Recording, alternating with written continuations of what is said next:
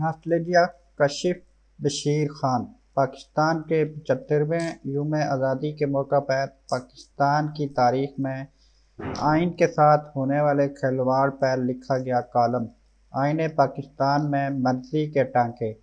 مکمل پڑھ کر اپنی رائے ضرور دیں۔ آج اس بات سے قطع نظر کہ کون سی سیاسی جماعت کیا کر رہی ہے اور کون سا ادارہ کیا کر رہا ہے، سوچنے کی ضرورت ہے کہ من حیث القوم ہم کہاں کھڑے ہیں اور ہمارے آنے والی نسل کیا کرے گی۔ ہم میں سے اکثریت تو اپنی اپنی زندگیوں کی بیشتر اننگز کھیل چکے ہیں اور نوجوانی یا زمانہ طالب علمی میں جو خواب ہم نے دیکھے تھے وہ تو بری طرح چکنا چور ہو چکے ہیں، اور اب تو ایسے خواب بھی نہیں آتے جس میں بہتر حالات ہوں،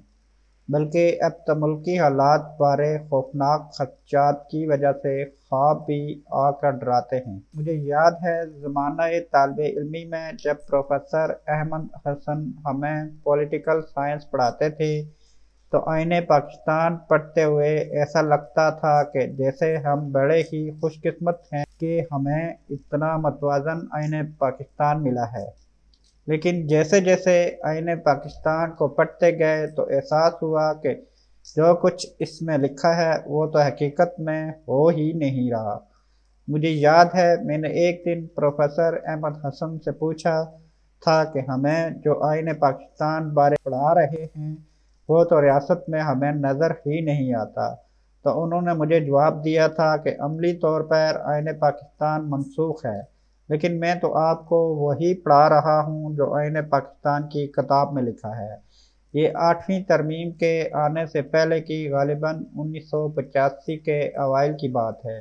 جب آئین کے آرٹیکل 6 کی بابت بات ہوئی تھی۔ تو مجھے آج بھی یاد ہے کہ پروفیسر احمد حسن ہنس پڑے تھے اور مجھ سمیت کچھ اور طالب علموں نے جب پوچھا تھا کہ اس وقت تو آئین پاکستان منسوخ ہے تو اسے منسوخ کرنے والے کو کیا سزا ملے گی، تو وہ صرف ہنس دیے تھے۔ بطور طالب علم آئین پاکستان ہمارے لیے بڑا مقدس تھا، اور ہم روز اس کے تناظر میں جب پروفیسر احمد حسن سے سوال کیا کرتے تھے تو اکثر ان کا جواب ہوتا تھا کہ اگر آئین پاکستان پر اس کی روح کے مطابق عمل کیا جائے تو پھر ایسا ہو اور ویسا ہو۔ اس معنی میں ہم نے تقابلی جائزے کے طور پر برطانیہ اور امریکہ کو بھی پڑھنا شروع کیا تھا، تو ہم پر انکشاف ہوا تھا ہمارا 1973 کا آئین برطانوی آئین سے لیا گیا ہے، لیکن یہ حقیقت میرے لیے حیران کن تھی کہ برطانوی آئین روایات پر مبنی ہے اور وہ غیر تحریر شدہ ہے۔ جب برطانوی معاشرے کو دیکھتے اور پڑھتے تھے تو حیرانگی ہوتی تھی کہ وہاں کا آئین غیر تحریری ہونے کے باوجود وہ ایک فلاحی ریاست ہے اور وہاں قانون کی حکمرانی ہے، جبکہ ہمارا آئین تحریری شکل میں موجود ہونے کے باوجود منسوخ ہے اور ریاست پاکستان بغیر آئین کے چلائی جا رہی ہے۔ جوں جوں مختلف ممالک کی دساتیر پڑھتے گئے تو معلوم ہونا شروع ہو گیا کہ برطانیہ اور دیگر ترقی یافتہ ممالک میں آئین اور قانون کی حکمرانی کو اداروں اور افراد سے زیادہ اہمیت دی جاتی ہے۔ وہاں کے قوانین میں طاقتور اور کمزور اور غریب اور امیر برابر ہیں، اس لیے انصاف کا بول بالا ہے اور قانون اور آئین کی تابعداری ان کے تمام شہریوں پر یکساں طور پر لازم ہے۔ بلکہ کچھ ممالک تو ایسے ہیں کہ جہاں طاقتور کو چھوٹے چھوٹے جرائم یا قانون شکنی پر کمزور کی نسبت زیادہ سزا دی جاتی ہے کہ اس نے طاقت یا اقتدار کے نشے میں آئین و قانون کی روگردانی کی۔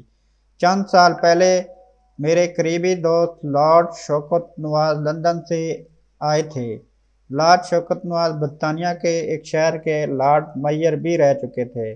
انہوں نے ایک واقعہ سنایا کہ میں ایک مرتبہ رات کے وقت لندن کی ایک سڑک پر جا رہا تھا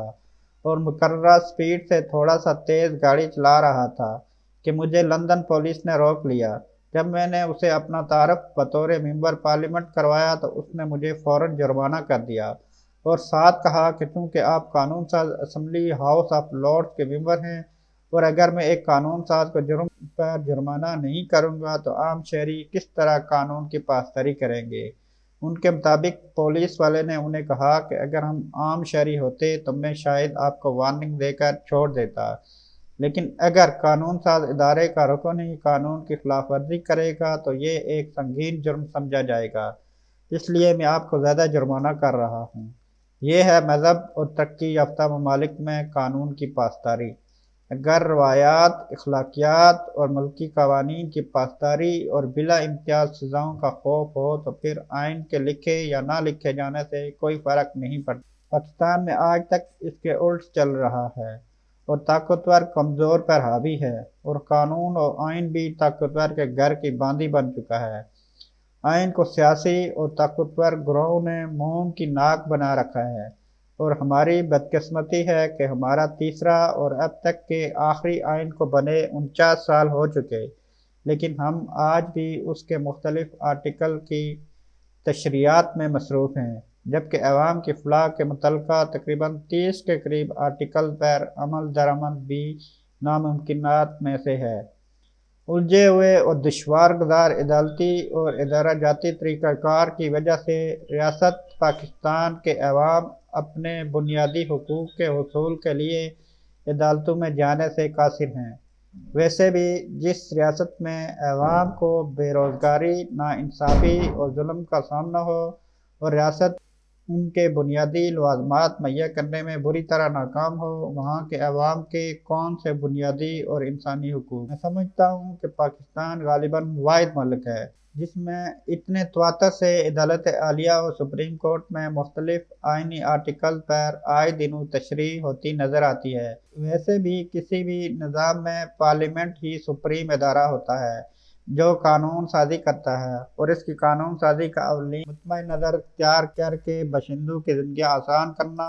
اور ریاست کو مضبوط کرنا ہوتا ہے۔ لیکن بدقسمتی سے ریاست پاکستان کے مختلف پارلیمنٹس گزشتہ 3 دہائیوں سے نہ صرف عوامی فلاح کے تناظر میں قانون سازی میں ناکام نظر آتی ہے، بلکہ موجودہ آئین کو بھی اپنے سیاسی مفادات کے لیے مرضی سے استعمال کرتی دکھائی دیتی ہیں، اور اس میں سیاست کے کھیل میں شامل تمام ہی جماعتوں کا کردار ملک و قوم کی فلاح اور سلامتی کا غماز ہرگز نہیں ہے۔ اس کی زندہ مثال تارکین وطن کو ووٹ کا حق دینے اور EVM مشین کی تحریک انصاف کی حکومت کی آئین سازی اور موجودہ اتحادی حکومت کا اسے اقتدار میں نیب قوانین سمیت ختم کرنا ہے۔ اسی طرح قومی اسمبلی کے ڈپٹی اسپیکر کی رولنگ کو جب سپریم کورٹ نے غیر آئینی قرار دیا تو اتحادی جماعتوں نے خوشی منائی، لیکن جب پنجاب اسمبلی میں ڈپٹی اسپیکر دوست محمد نظاری کی رولنگ کو غیر آئینی قرار دیا تو اس پر اتحادی جماعتوں نے فل بینچ بنانے کا مطالبہ کرتے ہوئے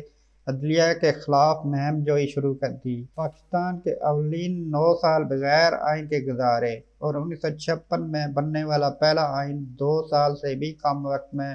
1958 کے پہلے ماشاء اللہ کی نظر ہو گیا، اور پھر 4 سال بعد 1962 میں ایک عامل نے اپنے لیے ایک صدارتی آئین بنایا جو 1969 میں پھر ختم کر دیا گیا۔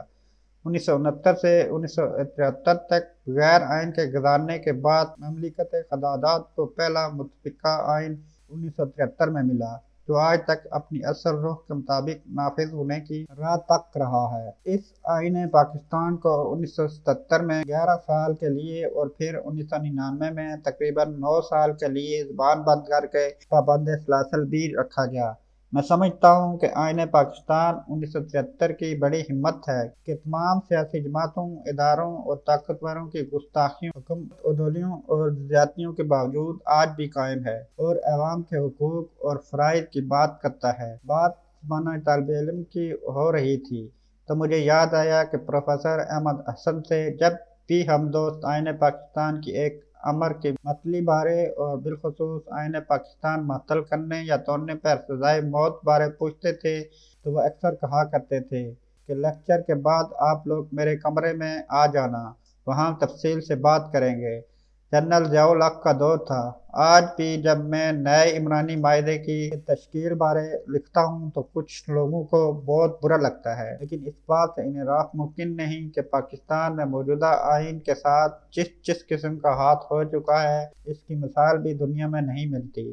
ہر حکمران نے اپنے مفادات کے لیے اس میں مختلف اوقات میں ٹانکے لگائے اور پھر اس کو اپنے مقصد کے لیے استعمال کرنے میں کوئی کسر نہیں اٹھا رکھی۔ ملک کی بدترین سیاسی حالات کو نظر میں اس وقت نئے عمرانی معاہدے دستور کی ضرورت ہے، جس میں اسلامی فقہ کے مطابق دفعات شامل کر کے اسے اسلام سے ہم آہنگ کیا جائے، جس کے تحت سختی سے ریاست کے طاقتور اور کمزور کو یکساں حقوق حاصل ہوں۔ کہ اب یہ موقف غلط ثابت ہو چکا کہ ملک میں قانون کی حکمرانی کے فقدان کی وجہ سے موجودہ آئین پاکستان نہیں ہے۔